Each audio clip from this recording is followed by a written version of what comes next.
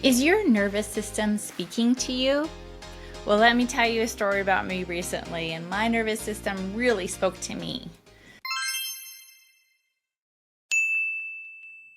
So just recently, my niece, who is 15, passed away from a viral infection, and it was quite the surprise. And I did some things during the funeral to support my family that I knew would be very difficult to me. And I wouldn't normally do, but I felt like I wanted to do, knowing that I would take some time to recover. Then I planned a trip to our house in Colombia, South America, where we've just finished or just finishing our house there. And it was supposed to be this greatly relaxing time, but instead the pool wasn't done. There were people there all the time. My husband got burned, second degree, third degree burn on the way down from some coffee. And he wasn't doing well. So the whole trip, instead of being relaxing to my nervous system, super heightened it. And on the way back, too much information, but I started getting like chronic diarrhea. And that was a big red flag. So let's talk about nervous system dysregulation. So the nervous system dysregulation, I'm familiar with and we talk about, but I was not listening to the subtle signs of my nervous system speaking to me. And it's so important to do this.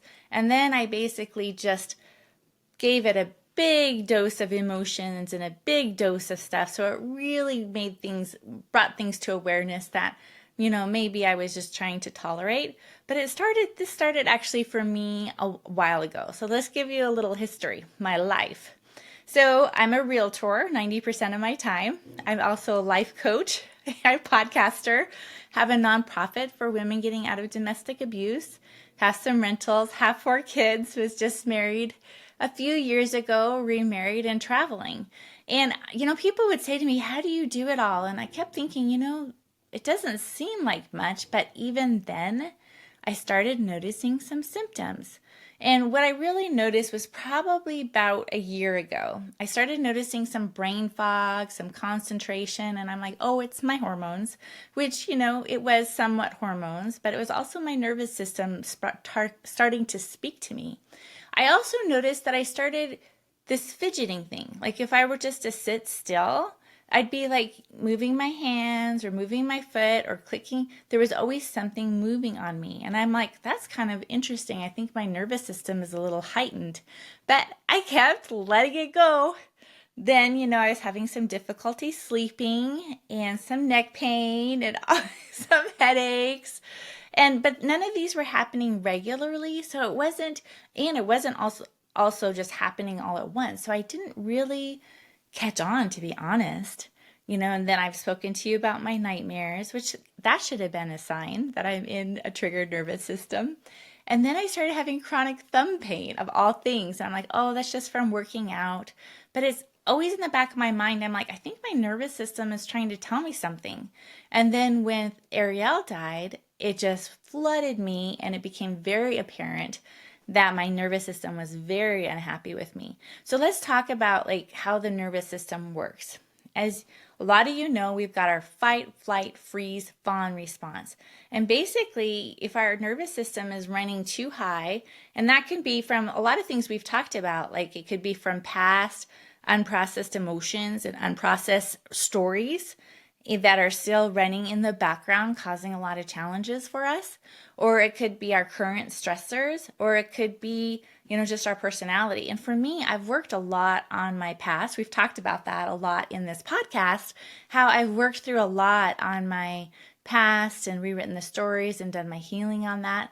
But my current stressors were definitely impacting me. And I noticed, looking back, that I was hanging out with people probably 80% of the time, the people that I mostly hung out with were very nervous system dysregulated. They were both struggling with depression and some serious things. And I was completely unaware of it because I tend to just be at a higher frequency and just a happy person and all of that. And then when my nervous system it was not happy, wanted to burn all the bridges down, wanted to burn my life down, I realized as my body was reacting to certain people and certain things that I was not living in alignment to what I believe as far as surrounding ourselves with people of like-minded and building us up. And I wasn't attending to what my body was telling me. So it made me, and I think that chronic diarrhea, I'm like, oh my goodness, something's really wrong. So that one definitely stood out, and I needed a little shake up. And that's been really good. And we've talked about this mind-body connection and how important it is to be connected to our bodies. And it's just interesting because I've talked about many years ago. Actually, I guess it was only 3 years ago. I had chronic neck pain and shoulder pain. It was my right neck and my right shoulder, which had a reason for having this chronic pain because I had a gymnastics injury. But I really felt like it could have been emotional. And then I had, run into Dr. Starno's stuff and his book, The Mind Body Prescription, and really used that. And I've spoken about that on the podcast, really used that to unleash my rage regarding my previous marriage, because anger was not allowed. So rage was definitely not allowed. And honestly, I just released it in my head, and a lot of cussing. That is usually helpful to me when I'm really upset in my head. And I haven't had chronic neck or shoulder pains. And again, till just recently, I started getting them back. And that's why it was like, okay, something's going on. You're not in alignment. That's not good. Because it's so fascinating. Our body, our minds, would rather us sometimes not feel strong emotions, like strong base emotions, like fear and rage and dread and despair and grief and all of those things. It's like, oh my goodness, that's gonna destroy you. I need to give you pain to distract you. And that can come out in headaches, neck pain, anxiety, depression, or all of my weird things that were going on. My thumb, my neck, my shoulders, all sorts of stuff that was going on. And it likes to do that to distract us from feeling our base emotions and feeling our feelings. Our emotional cups can get full without us really even being aware of it. But when our emotional cups get full, we can react rather than respond. We can be fatigued. We can feel burdened. We have struggle with sleep. We can have physical symptoms. And that's why I have the free Barf Notebook page for you. And it's a simple process done regularly where you're barfing out your thoughts, sorting them out, and planning them out. And it's a wealth of healing in that. So go ahead and check the link and have access to that free Barf Notebook process. Live brighter every day. And so it came very clear to me after my Colombia trip was not relaxing and not helpful that I needed to really step back, kind of burn my life down in my head. That's the nice thing is, I have the adult that's in charge. So just kind of burn things down and realize, how do I want to recreate things, or what do I need to do in my life, to support me? What's causing me the most stress? And let my nervous system tell me, because my brain was very good at justifying things and not seeing things, which it always is really good at that. And so I just had to okay, what brings me love and joy and what adds to my spirit? And so I've been adjusting my life in alignment to creating more love and joy. So it's been a big change in my life, and I'm still going through it. And I just love it because I think God speaks to this really well in a couple different ways. So in the Bible, it says, be still and know that I'm God. And, the more stillness that I had, the more I was noticing that stillness was becoming difficult, as far as things were coming up in my mind or my body was not wanting to be still.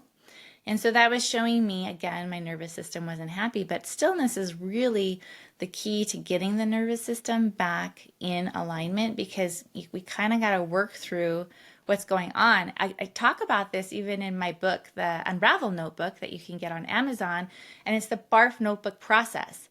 And the Barf Notebook, again, is barf your feelings out, barf it out, sort it out, and plan it out. And that's such a practice that is really served me and has been really helpful. And so, just continuing to do that. And then I've really gotten in touch with Dr. Starno's predecessor, Nicole Sachs, just wrote a book about Mind Your Body. And that's about chronic pain. And really, it's called TMS, tension myositis syndrome. And again, that's where what I talked about, where our body is giving us physical symptoms or mental, like anxiety, depression, brain fog, things like that. When our nervous system, our brain is trying to protect us from feeling some feelings, or we're not feeling our base emotions that we need to. And so she really does a good job. And it was kind of interesting because I didn't know she talked about this, but she talks about journal speak, which is very similar to the Barf notebook. But I really loved it. And, she has like a 28-day challenge as far as like basically taking 20 minutes every day and really barfing those feelings out, like really letting the children in us or our current stressors, barfing them out. And then I laugh because I talk about in the Barf notebook just to rip it up and put it out because we really need to feel our feelings. And she talks about that too, but the importance of really, barfing that out or really going deep and honest with ourselves. And I know there's some people that are like afraid of like, what happens if I unleash it? But the thing is, really, it's about like, if you've ever played the game where you try to keep a beach ball down in a pool, but it keeps wanting to pop up. Those are the things that we're trying to like not know or not tell ourselves, or our past experiences that we haven't really processed the emotions. They're there and they keep wanting to bubble up. And the more we push it down, the more balls, it becomes a lot of work and not good for us.